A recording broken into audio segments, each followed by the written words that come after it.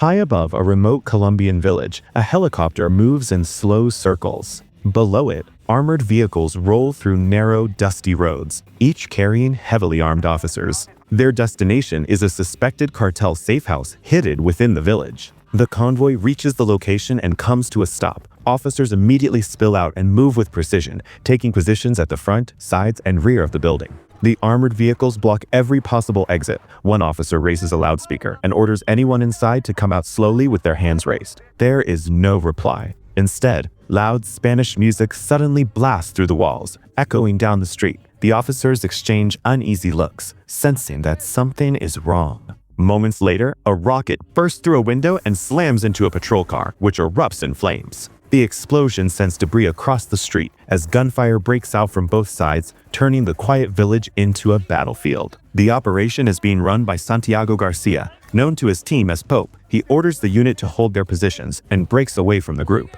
Moving quickly, Pope slips into a nearby building to gain a clear angle on the target house. He sets up a launcher, steadies himself, and fires directly into the cartel safehouse. The explosion rips through the structure, collapsing sections of the walls and instantly silencing the gunfire. Smoke fills the air. As it clears, the remaining officers regroup and sweep the area. Survivors are secured, weapons are lowered, and the immediate threat is neutralized. Pope steps inside the damaged house to assess the scene. As he scans the room, his attention settles on a woman standing silently in a corner. He recognizes her immediately. The captured cartel members are pulled aside, and the officers secure the area. They are pressed for information about their boss, Lorea, a drug lord the authorities have chased for years. Most refuse to cooperate. Eventually, one man gives in and claims that Lorea is hiding deep in the jungle, keeping all his money there because he does not trust banks. The officers exchange doubtful looks, treating it as another lie. As the prisoners are loaded into police trucks, the woman Pope noticed earlier suddenly breaks into a run.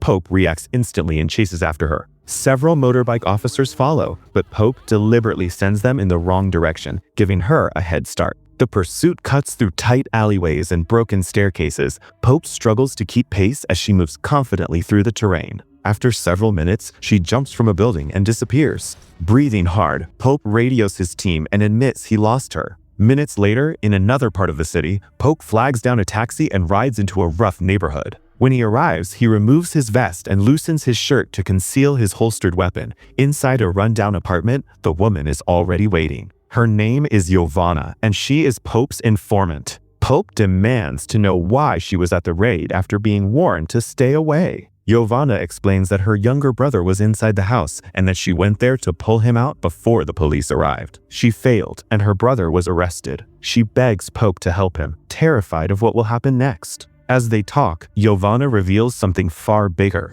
She has recently moved up within the cartel, and because of that promotion, she now transports money directly for Lorea himself, delivering van loads of cash to his hideout. She knows exactly where he lives, a remote compound deep in the jungle, heavily guarded and packed with cash. She also admits that Lorea controls much of the police force, which is why he has never been caught. From the way they speak, it is clear their relationship goes far beyond informant and handler. Well, today, we're recapping the 2019 action thriller movie Triple Frontier. Please consider supporting the channel before we jump into the best part. The story then shifts to William Miller, a former senior Special Forces soldier. Since leaving the service, he has been giving motivational talks to young recruits about life after combat and finding purpose beyond the uniform. He sounds confident, but the strain beneath the surface is obvious. After the talk ends, Pope approaches him quietly and tells him he is hunting Lorea. William listens without interrupting. He does not commit immediately, but he makes one thing clear. If Tom is involved, he is in.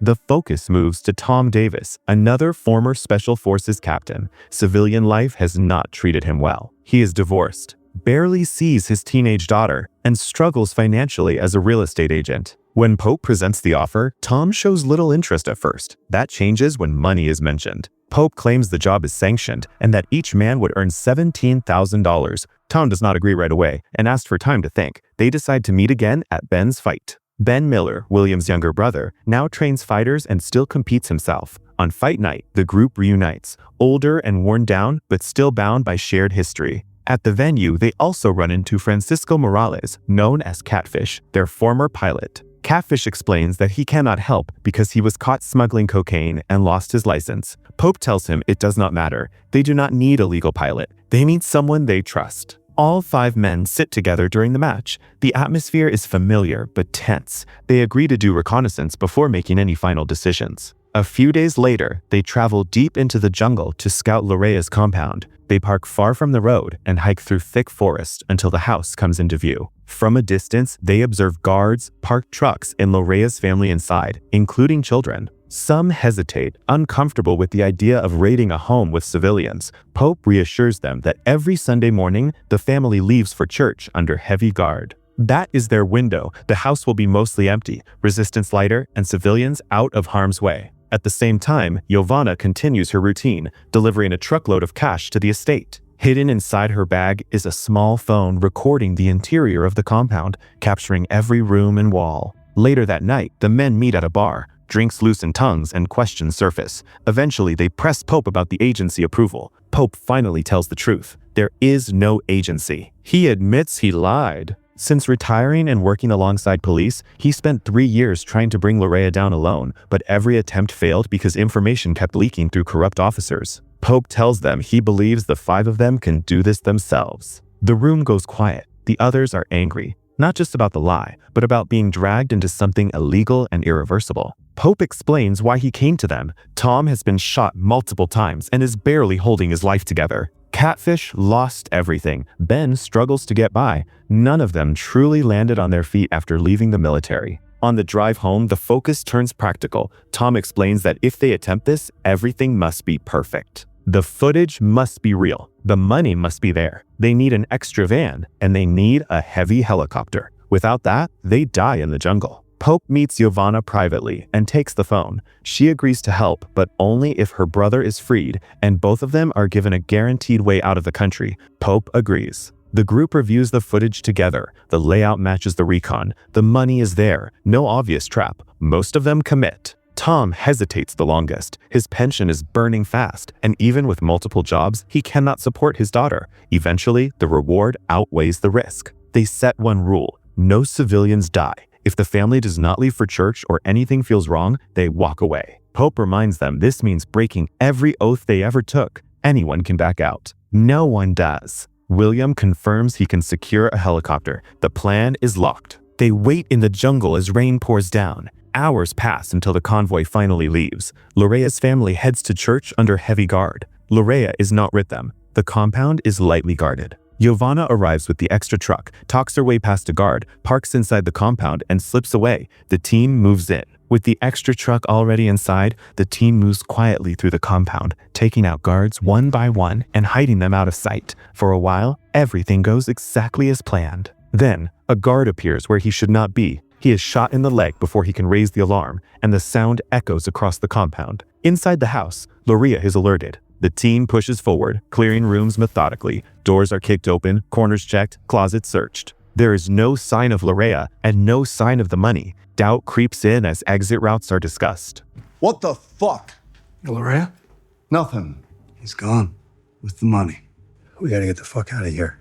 Then Pope smells fresh paint. He looks closer and realizes the truth. The house itself is the safe. He smashes through a wall and stacks of cash spill out. Another wall reveals more. Every section they open is packed tight. The entire structure is a vault. They begin loading fast. Bags are filled and rushed to the truck. When bags run out, they use whatever they can find inside the house. The truck fills quickly, and time is slipping away. As they prepare to leave, Tom forces open another wall, wanting more. Pope shuts it down and insists on one final sweep for Lorea before they burn the place and disappear. Fuel is poured through the rims. That is when Lorea appears from behind a closet and opens fire. The team returns fire immediately. Lorea goes down, but not before William is hit. William's wound is serious but not fatal. They stop to secure it as the sound of engines signals guards returning. Sunday school's over, boys. They're back. Pope suggests grabbing one bag each and escaping into the jungle, but Tom refuses. They cannot move an injured man through that terrain, and they are not leaving the money. The rules collapse. They fight their way back to the truck, taking down the approaching guards and the ones they had tied earlier. The house is set on fire as they retreat. Gunfire continues as they smash through the compound gate and speed away, passing the family's parked vehicle without stopping. They reach a small airfield where Giovanna and her brother are already waiting. William's contact arrives with the helicopter, and the bags are loaded quickly. Catfish realizes the problem immediately. The cash alone weighs over 6,000 pounds, nearly $250 million, and they still have to cross the Andes. At that altitude, the weight puts the helicopter at serious risk, especially with Giovanna and her brother aboard. Tom refuses to leave anything behind. Against his better judgment, Catfish lifts off. Before crossing the mountains, they drop Giovanna and her brother at a safe location. Pope gives them 2 full bags and fake passports, urging them to leave immediately.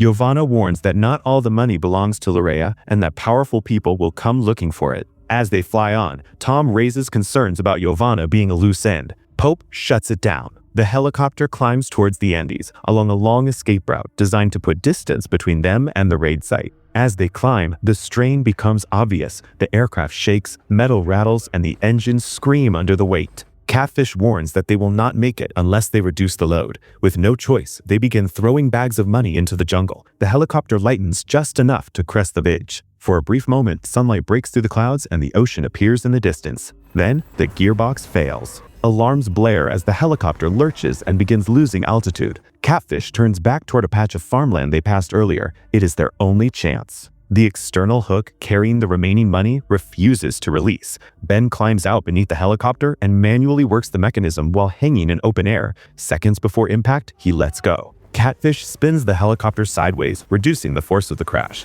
The aircraft slams into the field, but everyone survives. Farmers emerge from the surrounding fields, drawn by the noise and scattered money. They begin pulling cash from the torn netting. Tom realizes they have crashed onto a cocaine farm. He orders Ben and Catfish to higher ground. Pope and Tom approach the farmers with their weapons hidden, trying to keep things calm. Tension builds as suspicion grows. When one farmer reaches for something, Tom panics and opens fire, killing several of them. Pope steps in and stops it from escalating further. He compensates the village elder for the deaths, buys their silence, and purchases mules to carry the remaining cash. They continue on foot through the mountains. The journey is brutal. Freezing rivers, jagged terrain, and nights spent in the open cold. Fires are avoided until the temperature drops too low. Ben lights a fire using $100 bills, eventually burning an entire bag just to survive the night. Days later, during a steep descent, one mule slips and falls over the edge, taking its load with it. Tempers flare, accusations fly, and Catfish forces the group to move on. By the time they reach the bottom, exhaustion has hollowed them out. They release the remaining mules and camp on a ridge. At first light, as they lower the remaining bags, gunfire erupts from above. Tom kills one attacker, but moments later, another man climbs up behind them and shoots Tom in the head, killing him instantly. Shock turns to rage as William and Ben clash, blaming each other until Pope pulls them apart. Pope explains the truth. It wasn't the fire that gave us away. That kid was from the village. He's been tracking us for days. He obviously wanted a clear shot at Tom. He wanted him. They wrap Tom's body and continue. 5 days after the crash, they are unsure if the boat is still waiting. Ben scouts ahead and returns with mixed news. The boat is there, but word of Lorea's death has spread, and armed men are everywhere. They accept reality. They pack what they can carry, drag Tom's body with them, and dump the rest of the money into a deep ravine. Moving only at night, they are eventually spotted by a teenager who radios their position. They hijack a car and flee as a chase erupts through the town until dawn. At the shore, headlights close in as Ben approaches in a small boat. With no other choice, they drive into the water, abandon the car, and swim with Tom's body under fire. They reach the boat and escape to sea. Offshore, they count what remains. Just over $5 million, leaving a little over $1 million each. The money no longer feels like a victory. One by one, they sign over their shares to Tom's family. They part ways quietly. Before leaving, William hands Pope a folded piece of paper with coordinates marking the location of the ravine.